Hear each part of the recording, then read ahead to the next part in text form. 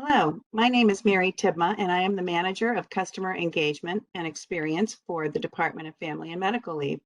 Today, I'm joined by my colleague, Erin Olson, who is our Deputy General Counsel. I'd like to thank you for joining us today. As an employer that's new to the Commonwealth's Paid Family and Medical Leave Program, DFML wants to welcome you. Today, we will provide you with some of the program basics that will help you to get off to a good start in reviewing and managing paid leave requests. The information provided in this presentation is current and accurate as of the original date of presentation. If reviewing or listening to the recording at a later date, please be aware that we cannot guarantee that the content will remain accurate for all future dates. The objectives for our presentation today include providing an overview of the PFML program. We'd like to share the steps that employers need to take to get set up for success. We want to educate employers about their role and responsibilities in informing their employees about leave options through the PFML program. We want to help employers maintain program integrity by effectively reviewing and managing applications. And lastly, we'd like to provide you with some resources to obtain program information and to get answers to your questions. I'd like to start out by giving you a brief overview of the PFML program. PFML provides temporary income replacement to eligible employees who are either welcoming a new child into their family, are struck by a serious illness or injury, need to take care of an ill or ailing relative, and in certain situations for military considerations. In addition, eligible employees are entitled to certain job protections. When an employee returns from leave, their employer is required to restore them to the same job they had before taking leave, or to a job that has the same pay, status, employment benefits, length of service, and seniority. This graphic shows the two main types of leave that are available. There is family leave, and that can be used for either bonding with a child, a newborn child, or an adopted child, or one that is placed through foster care. And you can take that bonding leave within the first 12 months after the child's birth, adoption, or placement. Family leave also includes caring leave to care for a family member who has a serious health condition. And lastly, there's active duty leave that also falls within the family leave bucket. In this case, it is leave to manage the affairs of a family member who's on active duty or has been deployed. And that leave is available for up to 12 weeks as a part of the family leave allotment. And then there's also active duty leave to care for a family member who is a covered service member who's been injured while they are on active duty. The important thing to recognize here is that regardless of the type of family leave that you take or the combination of family leave that you take, you can only take up to a total of 12 weeks. So again, that can be all taken as one type of leave, or it can be a combination of those three leave types. The other type of leave we have is medical leave, and this is to take care of your own serious health condition. And you can take that leave for up to 20 weeks. Another important thing to mention here is that there is a maximum of 26 weeks that can be taken for leave in a benefit year. So that can be any combination of family and medical leave, combining either 12 weeks, up to 12 weeks of leave for family leave, and then up to 20 weeks for medical leave.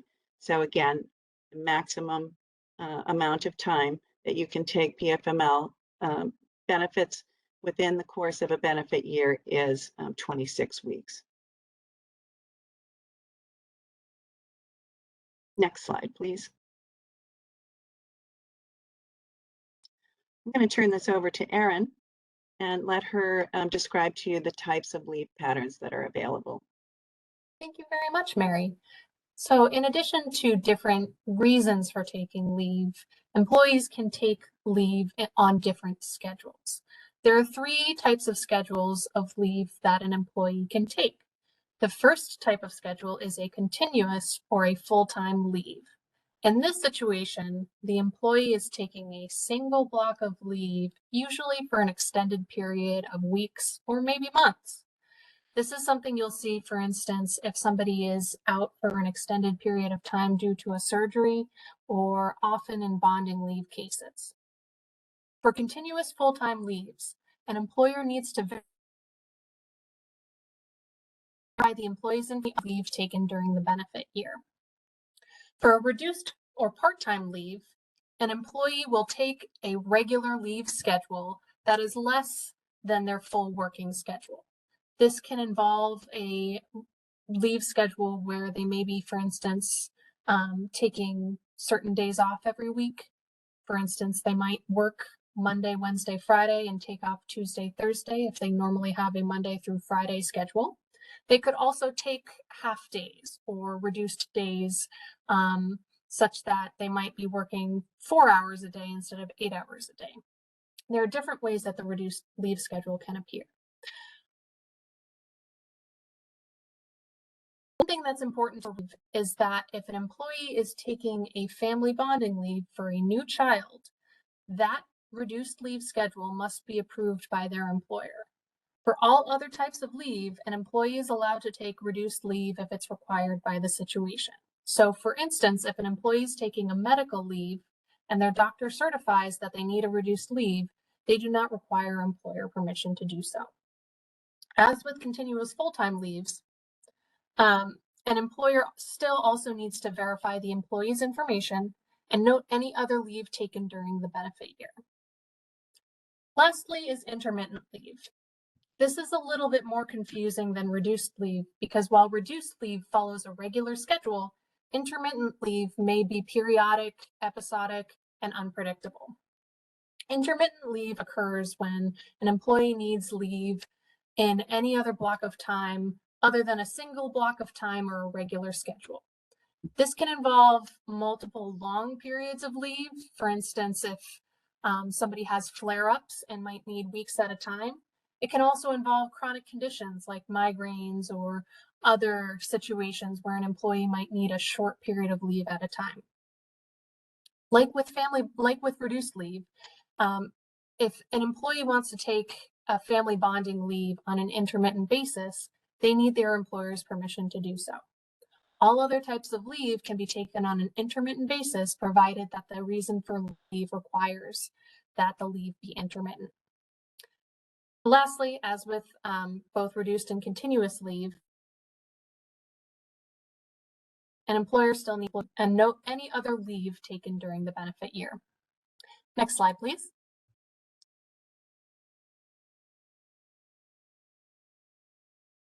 Another aspect of the benefits program that's helpful to be aware of is the application timeline. There are several steps in the application process, and you as the employer are involved in some of them. The first step is that the employee will prepare to apply. The employee should ideally begin their application process by speaking with their employer and putting them on notice of their need for leave. If the need for leave is predictable, the employee should try to provide at least 30 days of notice. Often, as we know, leave may not be predictable, and in those cases, the employee should provide as much notice as possible under the circumstances. The employee should also gather the documents they need to apply.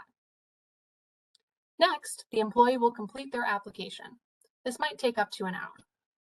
Of course, the timeline is dependent upon having the required information and documentation ready.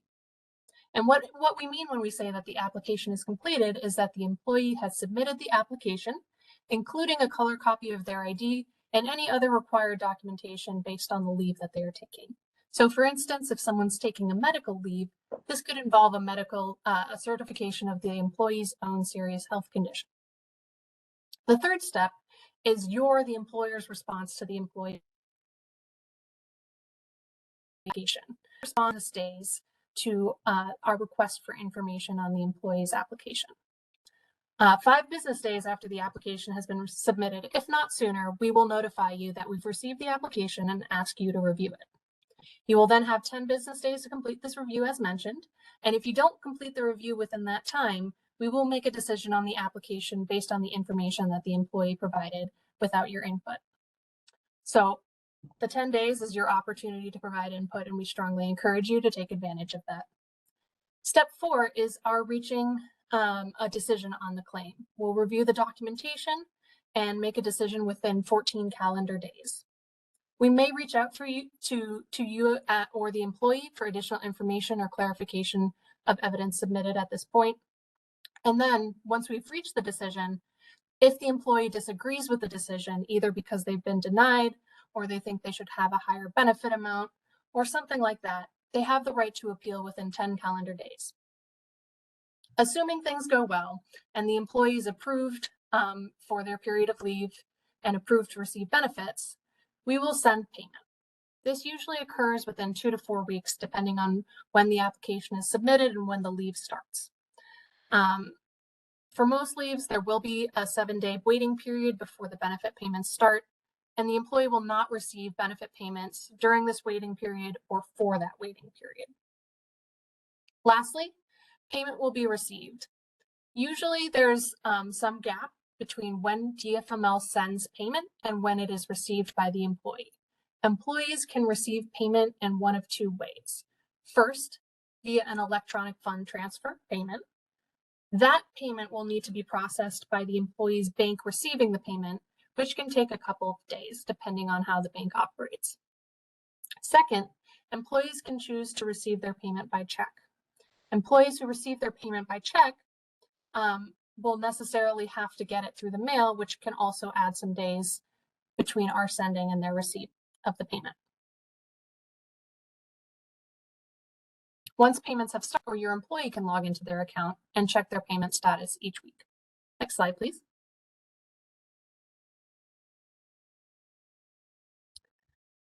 So from the employer's perspective, there are 3 times you will receive a notification in relation to review of applications. The first email you will receive is an email that lets you know that an employee at the company you represent has started an application for paid family and medical leave benefits. That just indicates that the employee has started the application. Once the employee completes the application and uploads all of their documentation and fills out the form, you will receive a second email confirming that the application has been completed and asking you to review the application. Once that email is sent, that's when the 10 business day period starts. Lastly, you will also be notified by email when the review process has been completed. Next slide, please. A common question we get about PFML is how it is similar to or different from the Federal Family and Medical Leave Act. There are several differences between these 2 programs. The first and most obvious is that paid family and medical leave is a state law program under Massachusetts state law. Family and Medical Leave Act is a federal law. So if you are new to Massachusetts, but you have employees in other states, you may already be familiar with FMLA. PFML is also different in terms of who it covers. The FMLA requires you to have 50 or more employees, and if you're a private company, you must have those 50 employees or more, and also must be within 75 miles of each other. PFML does not have this threshold. If you employ people in Massachusetts, you are covered by PFML.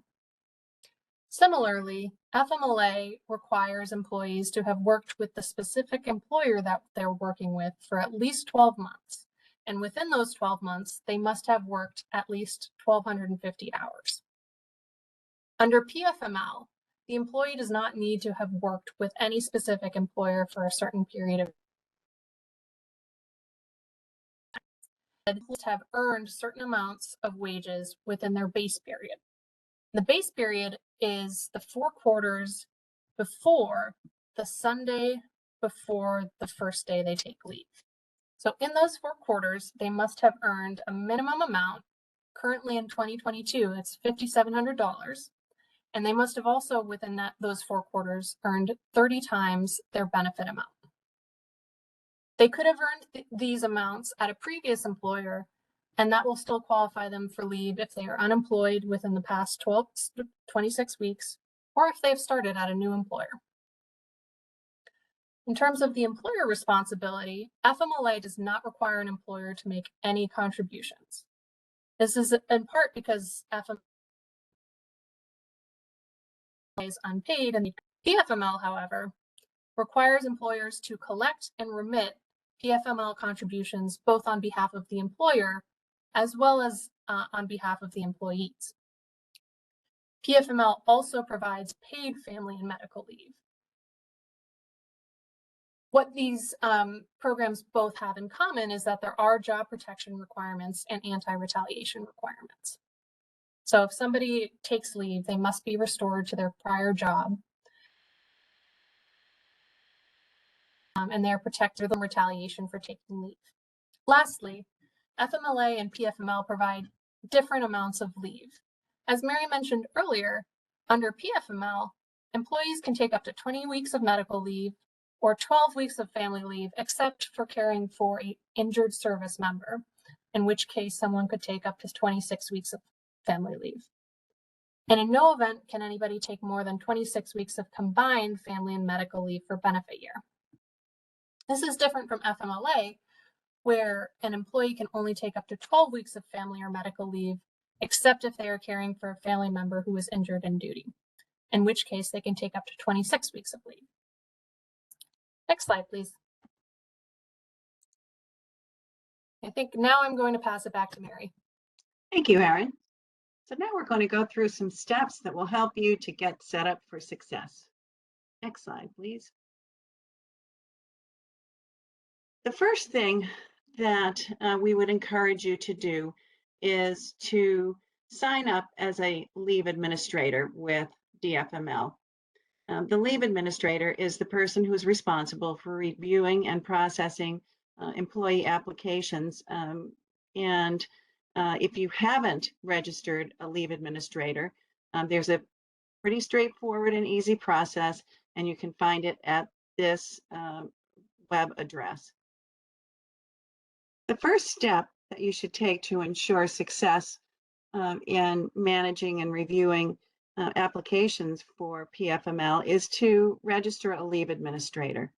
The leave administrator is the person who is responsible for reviewing and processing employee applications on behalf of your organization. If you haven't registered a leave administrator yet, go to this website and create an account.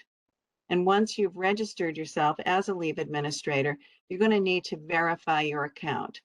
And we have detailed instructions as far as how you need to verify the account. And that's something that you only need to do once, but we want to ensure the program integrity and ensure that you are the individual that's responsible for taking care of these leave applications.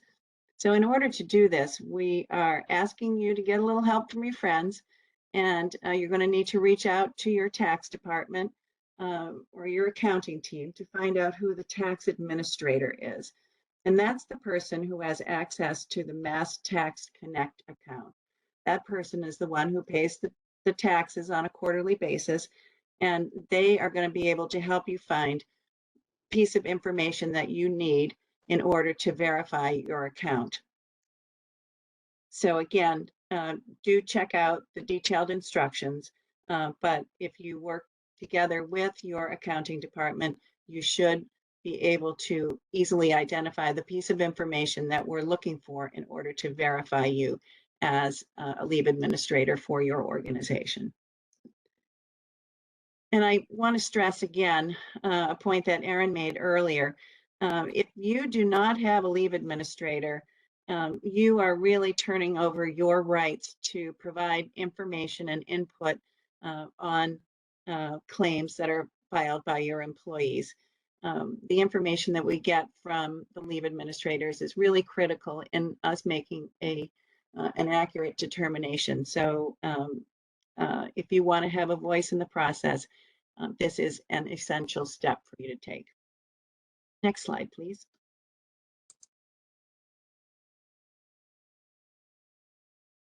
Another step that you may need to take if you are a newly formed employer or you're switching to PFML from a private plan, your organization may not have made contributions to the PFML trust fund. And so we have some very specific instructions on the website on how to file a contribution with your PFML DOR account. And so you need to make a partial payment in order to verify the account. It can be a very small amount, and that would be credited to your tax account. But we do need to be able to make a connection between your Mass DOR account and your PFML account. So again, there are detailed instructions as to how you would do that. But if you need a little extra help, you can also call the DOR Customer Care Center, and their phone number is 617-466-3950. And those folks are dedicated to answering questions about PFML, and they can assist you with that process. So once you've filed a partial tax return, the contribution amount should be posted within 1 to 2 business days. And so you can see that on your Mass Tax Connect account. Again, this may require some cooperation with your accounting team. So we encourage you to reach out to them and have them help you with this part of the process. Next slide, please. Now I'd like to share with you what you will see as a leave administrator when you log in to the website. And we have a screenshot of what it's going to look like when you log in.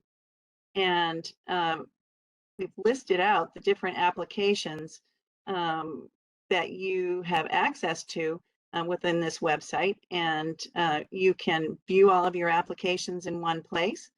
You can add multiple organizations or EINs. If you have a larger place of employment where there are multiple EINs, that can all be managed through this application. And you can also sort or view the applications by age or alphabetically. And you can do a search by name or application ID. And the last piece of this is that you can filter and sort by status. So if you have a large workforce and you have a number of individuals that have applied for leave, you can see them all in one place and really work this application so that you can manage them in the most efficient way. So that if you want to sort them by the date that the application was filed, so that you make sure you don't miss that 10-day window for reviewing the application, you can do that. Or if you want to look at the list alphabetically, you can do that. And again, there are search functions there to help you find these applications. And it's really pretty intuitive and quite responsive to employers' needs in order to manage the claims and applications effectively. Next slide, please. Now we're going to talk a little bit about the employer's role and their responsibilities to the PFML program. As I mentioned, employers really play a critical role in this process.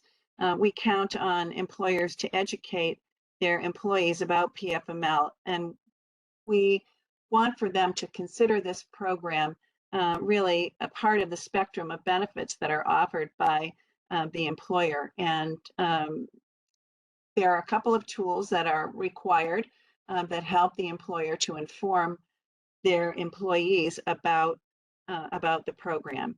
We have a written notification form that needs to be given to each employee.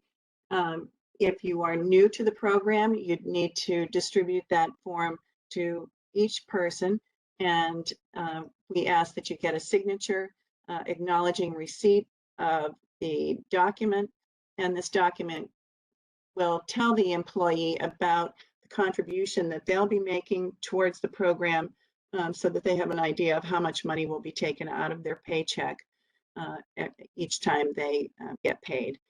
And so if you have already distributed that to your employees, then we encourage you to make it a part of your regular onboarding process, so that each time you have a new employee that starts, they receive this document automatically. And I will also mention that the contribution rate for the program can change every year. So October 1st, a new rate is announced, and at that point, you will also have the responsibility of informing your employees if the rate changes. So this past year, the contribution rate went down, and employees sent out an addendum to this notification form, so that their employees would know that they could look for a change in the deduction that's taken. The other way that employers can inform their workforce is through the workplace poster. And this poster would be displayed in the same way that your company handles other employment posters. And so that poster is available in a multitude of languages, and all of those can be found on our website. There's a resource section of the website, and it has all of these forms and posters with their translated versions as well. Next slide, please. So the employers also play a critical role in discussing the employee's leave request before they apply for benefits. And so some of the things that you'd want to talk to your employee about would be the type of leave that they intend to take, the frequency or schedules, and any other factors.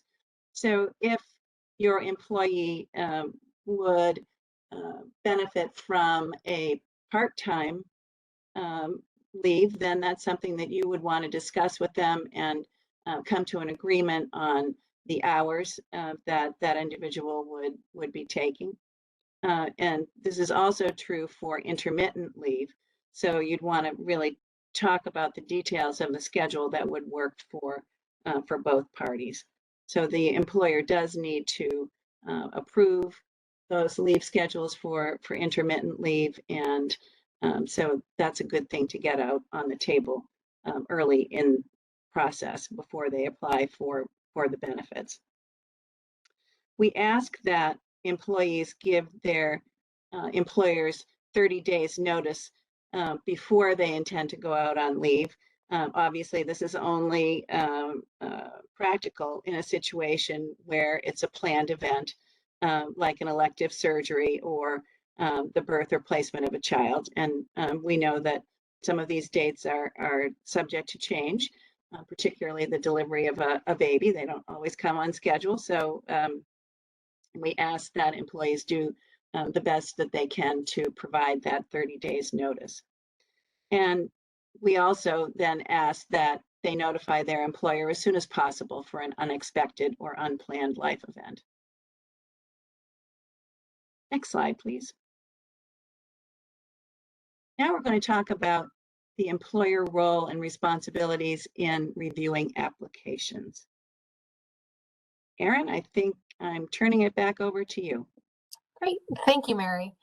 So in addition to talking to the employee in advance of a need for leave by notifying them and also communicating with them once the employee notifies you of the need for leave, employers also play a critical role in the benefit application process by responding to our request for information.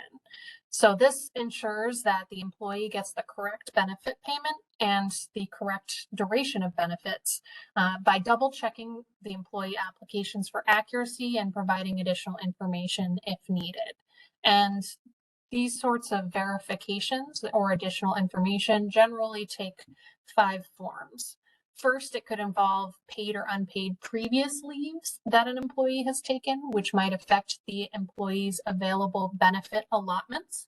This could include FMLA time if taken for a qualifying reason, or sick time, again, taken for a qualifying reason. It also can involve confirming the employee's earnings, as well as additional income that's earned during the benefit period. You may also need to report or confirm the employee's intended leave schedule, both the continuous, reduced, or intermittent leaves, as well as the specific dates. Reporting any fraudulent claims, for instance, if you don't recognize an employee's name, as well as providing a recommendation on the decision or any additional comments that may be helpful or necessary in our review of the application. Next slide, please. So first, when you receive an RFI, it's important to confirm that the information in the application is accurate, and where necessary, provide additional information. Some examples are other instances of paid and unpaid leave that the worker has taken in the past benefit year. Right now, we are asking for up to 12 months before the leave start date if the employee has taken any other leave for a qualifying reason. And again, a qualifying reason is the reasons we discussed earlier: family or medical leave, family leave including bonding with a new child, a family member's serious health condition, or the military circumstances we discussed. Another thing to report is work patterns and hours. Sometimes employees may have irregular schedules and be estimating their hours worked per week. This is more important if somebody's taking reduced leave, because we need to pay them a proportionate benefit, and that's going to be based on the estimate of their hours worked per week during their regular schedule compared to the hours that they are taking off. Again, the worker's service time with the company and their wages, as well as potential fraud, may be something that we need you to check for. As mentioned earlier, it's very important that you respond within 10 business days. If you do not provide a response within this time, we will continue with the application process. And as mentioned before, we will proceed with the application using only the information the employee provided. Next slide, please. So one specific stage of this process is reviewing and confirming all instances of other paid and unpaid leave that the employee has taken. On the right side of the screen here, we see an image of what you might be asked to review. So this is a box, there's a title previous leave, and there will be date ranges of when the previous leave was taken and what type of leave was taken. This is based on what the employee reports that they have taken in the past. If you know that any of this information is incorrect, then you can click the button that says amend and amend that information to correct it. You can also add a previous leave with the button at the bottom of the box to add any leave that the employee may have forgotten to report. Next slide, please. As mentioned earlier, an important part of this process is reporting suspected fraud. We hope you'll never have to use this, but if you do, you should click the button yes and explain further why you believe this claim is fraudulent. This can include a situation, again, as mentioned, where you don't recognize the employee, or they haven't asked you for leave and they haven't communicated with you, and this is completely just is not something you at all recognize or have a reference point for. It doesn't necessarily include if you have an employee that was laid off and needs to take leave. As a reminder, we do cover employees up to 26 weeks after leaving employment. Next slide, please. We also would like you to confirm that the employee provided 30 days notice, or as much notice as was practicable. So in this box, you should confirm if they did provide 30 days notice, or if not, explain. Next slide, please. Lastly, you should provide your recommended decision based on your organization's policies. This is not the final decision on the claim. The department makes the final decision whether or not to approve or deny the claim. But it is useful information for the department to know whether you would approve or deny based on your internal policies and based on the information that the employee has provided. Next slide, please. At the end of the application, the request for information, you will have the opportunity to provide additional comments on the employee's application. This is a great opportunity if there is a concern or question you have that did not fit into any of the previous categories well. It's also a great place to raise concerns that might not be fraud, but might be an inconsistency or error. We encourage you to take advantage of this box if you have any concerns. Next slide, please. And with that, I'll turn this back over to Mary. Great, thank you, Erin. In order to wrap this up today, I'd like to provide you with some resources. I've already mentioned to you the PFML Contact Center. So if you have questions about benefits and eligibility, you can reach the contact center at 833-344-7365. And their hours of operation are Monday through Friday from 8 a.m. to 5 p.m. I should also mention that we have agents that speak Portuguese and Spanish, as well as English, and we have a language line that can help with translations for up to 240 languages. So if you have any employees that where English is not their first language, we do have resources available to help them with the process.